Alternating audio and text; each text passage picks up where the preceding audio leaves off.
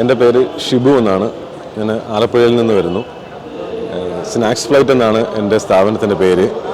ഞാൻ ചെയ്യുന്നത് കോക്കനട്ടിൽ നിന്നുള്ള നാളികേരത്തിൽ നിന്നുള്ള മൂല്യവർദ്ധിത ഉൽപ്പന്നങ്ങളാണ് ചെയ്യുന്നത്.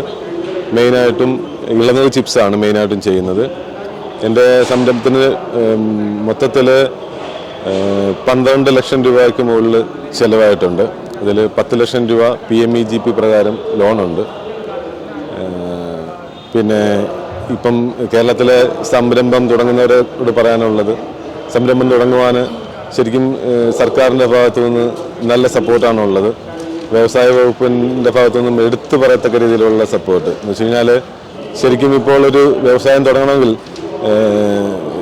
ജനങ്ങളെ വീട്ടിൽ നിന്ന് പിടിച്ചു കൊണ്ടുവന്ന് ചെയ്യിപ്പിക്കുന്ന രീതിയിലേക്കുള്ള ഒരു സംവിധാനമാണ് വ്യവസായ വകുപ്പിൽ നിന്ന് ഉണ്ടായിക്കൊണ്ടിരിക്കുന്നത്.